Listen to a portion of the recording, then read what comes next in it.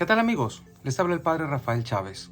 Sean todos bienvenidos una vez más a su pequeño espacio de meditaciones. Estamos a lunes 5 de septiembre y hoy aquí en los Estados Unidos se celebra el Día del Trabajo. En el nombre del Padre, del Hijo y del Espíritu Santo. Amén. Señor Dios, de quien nos viene la redención y a quien debemos la filiación adoptiva, protege con bondad a los hijos que tanto amas, para que todos los que creemos en Cristo obtengamos la verdadera libertad y la herencia eterna. Por nuestro Señor Jesucristo, tu Hijo, que vive y reina contigo, en la unidad del Espíritu Santo, y es Dios por los siglos de los siglos. Amén. Hoy tenemos como primera lectura la primera carta de San Pablo a los Corintios, capítulo 5, versículos del 1 al 8. Vamos a leerla. Queridos hermanos, es voz común que hay entre ustedes un caso de inmoralidad tan grande que ni entre paganos existe, pues uno de ustedes vive con la mujer de su padre. Y todavía andan ustedes presumiendo, cuando más bien deberían estar de luto y haber arrojado de entre ustedes al que cometió semejante enormidad. Por mi parte yo, ausente de cuerpo, pero presente en espíritu, ya pronuncié mi sentencia, como si hubiera estado presente contra el que ha hecho eso. Reúnanse pues ustedes, yo estaré presente en espíritu, y en el nombre de nuestro Señor Jesucristo y con su poder, entreguen a ese hombre a Satanás, para castigo de su cuerpo, a fin de que su espíritu se salve el día del Señor. Así que no está bien que anden presumiendo. ¿No saben que un poco de levadura hace fermentar toda la masa? Tiren la antigua levadura para que sean una masa nueva, ya que son pan sin levadura, pues Cristo, nuestro Cordero Pascual, ha sido inmolado. Celebremos pues la fiesta de la Pascua, no con la antigua levadura, que es de vicio y maldad, sino con el pan sin levadura, que es de sinceridad y verdad. Palabra de Dios, te alabamos, Señor. Salmo 5. Señor, guíame con tu justicia. Tú no eres un Dios que ame la maldad, ni el malvado es tu huésped, ni el arrogante se mantiene en tu presencia. Detestas a los malhechores, destruyes a los mentirosos, al hombre sanguinario y traicionero lo aborrece el Señor. Que se alegren los que se acogen a ti con júbilo eterno. Protégelos para que se llenen de gozo los que aman tu nombre. Señor, guíame con tu justicia. Y el Evangelio está tomado de San Lucas, capítulo 6, versículos 6 al 11. Un sábado, Jesús entró en la sinagoga y se puso a enseñar. Había allí un hombre que tenía la mano derecha paralizada. Los escribas y fariseos estaban acechando a Jesús para ver si curaba en sábado y tener así de qué acusarlo. Pero Jesús, conociendo sus intenciones, le dijo al hombre de la mano paralizada: levántate y ponte ahí en medio. El hombre se levantó y se puso en medio. Entonces Jesús le dijo: les voy a hacer una pregunta. ¿Qué es lo que está permitido hacer en sábado? ¿El bien o el mal? ¿Salvar una vida o acabar con ella? Y después de recorrer con la vista a todos los presentes, le dijo al hombre: extiende la mano. Él la extendió y quedó curado. Los escribas y fariseos se pusieron furiosos y discutían entre sí lo que le iban a hacer a Jesús. Palabra del Señor. Gloria a ti, Señor Jesús. Vamos a analizar dos elementos aquí que creo que nos pueden ser muy útiles. En primer lugar, lo que está sucediendo en la comunidad de Corinto y que Pablo interviene, hace que intervenga. Es una situación bien vergonzosa. Un hombre que vive con la mujer de su papá. Es prácticamente un incesto. ¿Qué hizo Pablo? ¿Dejar que eso continuara? ¿Justificarlos? decir que bueno, que están empezando, que es una comunidad nueva, que están, como lo dijo en alguna carta anterior, digamos, siendo alimentados con leche y no con alimento sólido.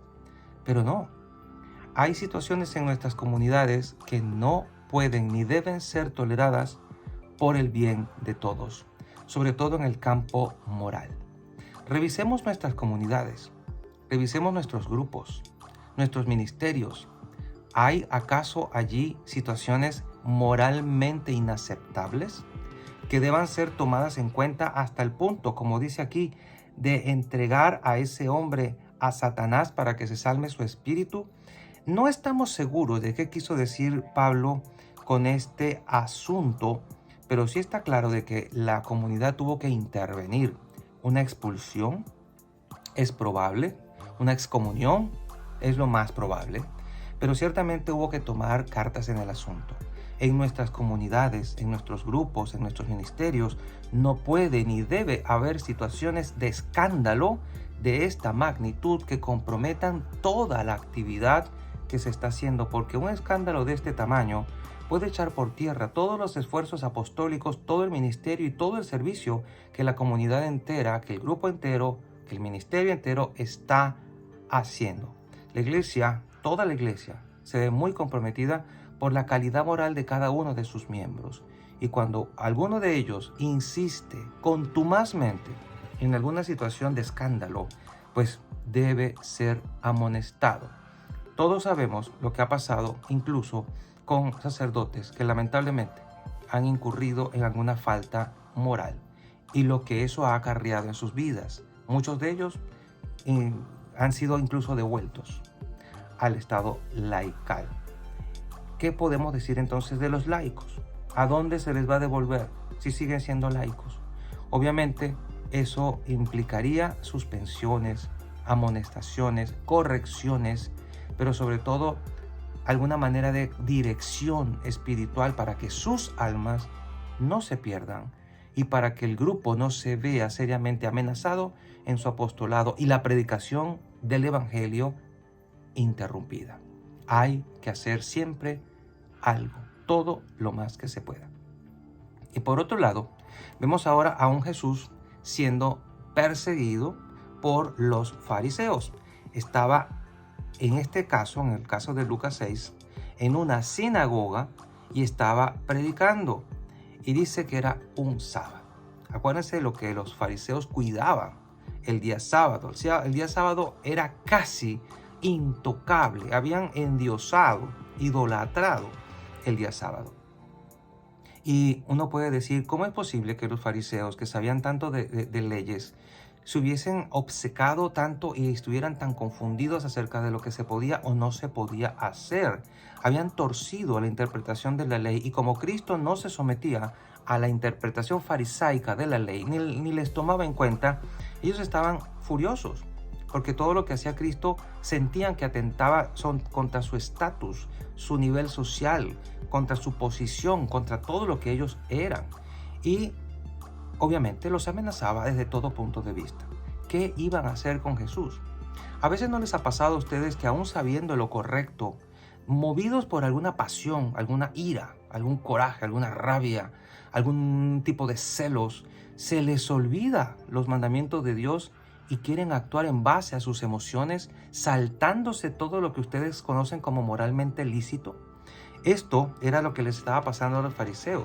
Sabían lo que era correcto y lo que no, pero el odio, el resentimiento, la rabia y los celos que sentían por Jesús los estaba haciendo cometer atrocidades.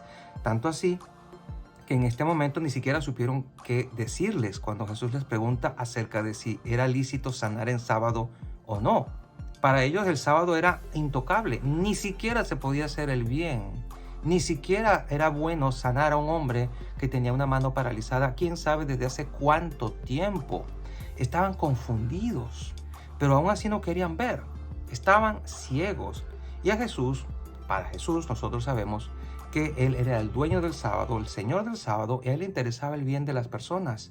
No importa qué día fuera, no importa si estaba en la sinagoga, no importa si era sábado, lo importante era que aquel hombre necesitaba ser curado de inmediato y lo sana extiende la mano.